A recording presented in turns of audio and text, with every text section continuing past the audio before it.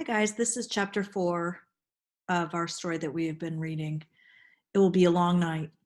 Alone in the apartment while Mama was out shopping with Kirsty, Anna Marie, and Ellen were sprawled on the living room floor, playing with paper dolls. They had cut the dolls from Mama's magazines, old ones she had saved from past years. The paper ladies had old-fashioned hairstyles and clothes, and the girls had been given them names from Mama's very favorite book. Mama had told Anne Marie and Ellen the entire story of Gone with the Wind, and the girls thought it much more interesting and romantic than the king and queen tales that Kirsty loved. Come, Melanie, Anne Marie said, walking her doll across the edge of the rug. Let's dress for the ball.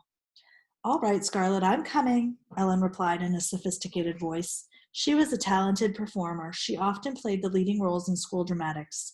Games of the imagination were always fun when Ellen played. The door opened and Kirsty stomped in, her face tear-stained and glowering.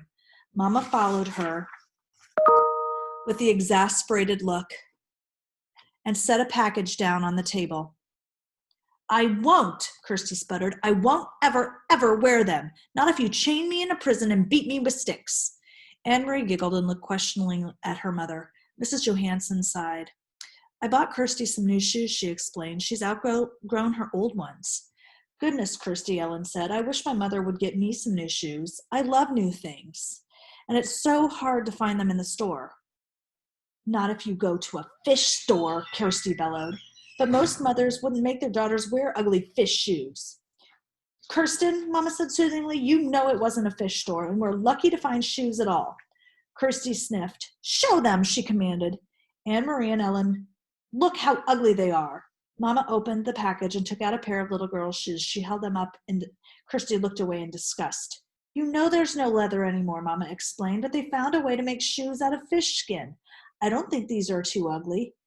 Anne-Marie and Ellen looked at the fish skin shoes. Anne-Marie took one in her hand and examined it. It was odd looking.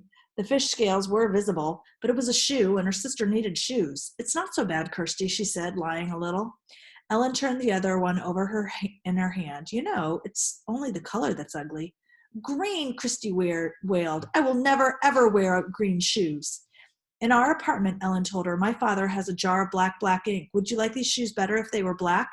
Kirsty frowned. Maybe I would, she said finally. Well then, Ellen told her, tonight, if your mama doesn't mind, I'll take the shoes home and ask my father to make them black for you with his ink. Mama laughed. I think that would be a fine improvement. What do you think, Kirsty? Kirsty pondered. Could she make them shiny? I want them shiny. Ellen nodded. I think he could. I think they'd be quite pretty, black and shiny. Kirsty nodded. All right then, she said, but you mustn't tell anyone that they're fish. I don't want anyone to know. She took her new shoes, holding them disdainfully, and put them on a chair. Then she looked with interest at the paper dolls. Can I play too? Kirsty asked. Can I have a doll?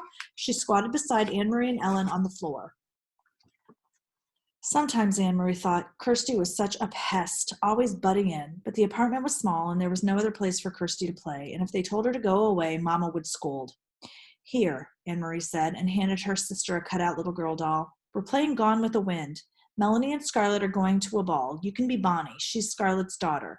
Kirsty danced her doll up and down happily. I'm going to a ball, she announced in a high pretend voice. Ellen giggled. A little girl wouldn't go to a ball. Let's make them go someplace else. Let's make them go to Tivoli. Tivoli, Anne-Marie began to laugh. That's in Copenhagen. Gone with the Wind is in America. Tivoli, Tivoli, Tivoli, little Kirsty sang, swirling her doll in a circle. It doesn't matter because it's only a game anyway, Ellen pointed out. Tivoli can be over there by the chair. Come on, Scarlett, she said, using her doll voice. We shall go to Tivoli to dance and watch the fireworks.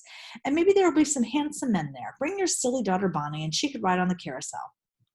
Anne-Marie grinned and walked her Scarlett toward the chair that Ellen had designated as Tivoli. She loved Tivoli Gardens in the heart of Copenhagen.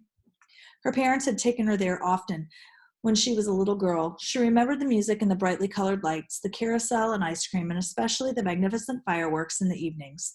The huge colored splashes and bursts of lights in the evening sky. I remember the fireworks best of all, she commented to Ellen. Me too, Kirsty said. I remember the fireworks. Silly, you never saw the fireworks. Tivoli Gardens was closed now. The German occupation forces had burned part of it, perhaps as a way of punishing the fun-loving Danes for their light-hearted pleasures. Kirsty drew herself up, her small shoulders stiff. I did too, she said. It was my birthday. I woke up in the night and I could hear the booms, and there were lights in the sky, and Mama said it was fireworks for my birthday. Then Anne-Marie remembered. Kirsty's birthday was in late August, and that night, only a month before, she too had been awakened and frightened by the sound of explosions. Kirsty was right. The sky in the southeast border had been ablaze, and Mama had comforted her by calling it a birthday celebration.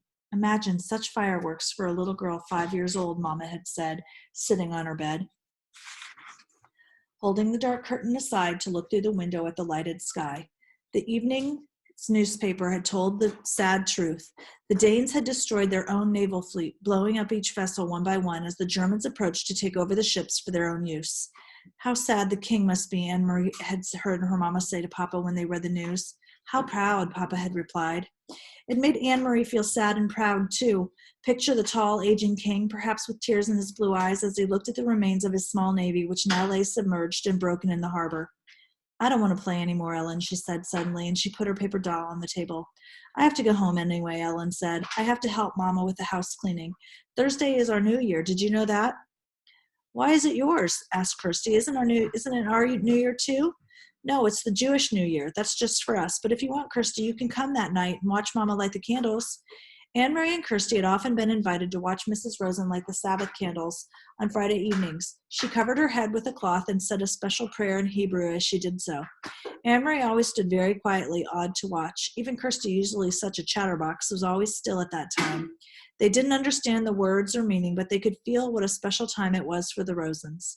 Yes, Kirsty agreed happily. I'll come and watch your Mama light the candles, and I'll wear my new black shoes.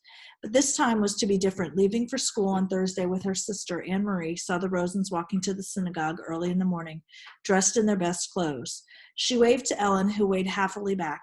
Lucky Ellen, Anne-Marie said to Kirsty. She doesn't have to go to school today, but she has to probably sit very, very still like we do in church, Kirsty pointed out. That's no fun. That afternoon, Mrs. Rosen knocked at the door but didn't come inside. Instead, she spoke for a long time in hurried, tense voice to Anne-Marie's mother in the hall. When Mama returned, her face was worried, but her voice was cheerful. Girls, we have a nice surprise. Tonight, Ellen will be coming to stay overnight and to be our guest for a few days. It isn't often we have a visitor. Kirsty clapped her hands in delight. But Mama, Anne-Marie said in dismay, it's their New Year. We're going to have this celebration at home. Ellen told me that her mother managed to get a chicken someplace and that they were going to roast it, their first roast chicken in a year or more. Well, their plans have changed, Mama said briskly, and Mr. and Mrs. Rosen have been called away to visit some relatives, so Ellen will have to stay with us. Now let's get busy and put clean sheets on your bed, Kirsty. You may sleep with Mama and Papa tonight, and we'll let the big girls giggle together by themselves. Kirsty pouted. It was clear she was about to argue. Mama will tell you a special story tonight, her mother said. One just for you. About a king? Kirsty asked dubiously. About a king if you wish, Mama replied. All right then, but there must be a queen too, Kirsty said. Though Mrs. Rosen had sent her chicken to the Johansons and Mama had made a lovely dinner large enough for second helpings all around, it was not an evening of laughter and talk. Ellen was silent at dinner. She looked frightened. Mama and Papa tried to speak of cheerful things, but it was clear that they were worried, and it made Anne-Marie worry too. Only Kirsty was unaware of the quiet tension in the room. Swinging her feet and her newly blacked and shiny shoes, she chattered and giggled during dinner. Early bedtime tonight, little one, Mama announced after the dishes were washed. We need extra time for the long story I promised about the king and the queen. She disappeared with Kirsty into the bedroom. What's happening? Anne-Marie asked when she and Ellen were alone with Papa in the living room. Something's wrong. What is it? Papa's face was troubled. I wish that I could protect your children from this knowledge, he said quietly. Ellen, you already know, and now we must tell Anne-Marie. He turned to her and stroked her hand with a gentle hand. This morning at the synagogue, the rabbi told his congregation that the Nazis had taken the synagogue lists of all the Jews, where they live, and what their names are. Of course, the Rosens were on that list along with many others. Why? Why did they want those names? They plan to arrest all the Danish Jews. They plan to take them away, and we have been told that they may come tonight. I don't understand. Take them where? Her father shook his head. We don't know where, and we really don't know why. They call it relocation. We don't even know what that means. We only know that it is wrong and it's dangerous and we must help. Anne-Marie was stunned. She looked at Ellen and saw that her best friend was crying silently. Where are Ellen's parents? We must help them too. We couldn't take all three of them. If the Germans came to search our apartment, it would be clear that the Rosens were here. One person we can hide, not three. So Peter has helped Ellen's parents go elsewhere. We don't know where. Ellen doesn't know either, but they are safe. Ellen sobbed aloud and put her face in her hands. Papa put his arm around her. You're safe, Ellen. They're safe. I promised you that. You will see them again quite soon. Can you try hard to believe my promise? Ellen hesitated, nodded, and wiped her eyes with her hand. But Papa, Anna Marie said, looking around the small apartment with its few pieces of furniture, the fat stuffed sofa, the table, and the chairs, and the bookcase against the wall. You said that we would hide her. How could we do that? Where can she hide? Papa smiled. That part is easy. It will be as your mama said. You two will sleep together in your bed, and you may giggle and talk and tell secrets to each other. And if anyone comes, Ellen interrupted him. Who might come? Will it be soldiers like the one on the corner? Anne-Marie remembered how terrified Ellen had looked the day when the soldier had questioned them on the corner. I really don't think anyone will, but it never hurts to be prepared. If anyone should come, even soldiers, you two will be sisters. You are together so much it'll be easy for you to pretend that you are sisters. He rose and walked to the window, and he pulled the lace curtain aside and looked down into the street. Outside it was beginning to grow dark, and soon they would have to draw the black curtains that all Danes had on their window. The entire city had to be completely darkened at night. In a nearby tree, a bird was singing, otherwise it was quiet. It was the last night of September. Now go and get into your nightgowns. It'll be a long night. Anne-Marie and Ellen got to their feet, and Papa suddenly crossed the room and put his arms around them both. He kissed the top of each head. Anne-Marie's blonde one, which reached to his shoulder, Ellen's dark hair, the thick curls braided as always into pigtails. Don't be frightened, he said to them softly. Once I had 3 daughters. Tonight I am proud to have 3 daughters again.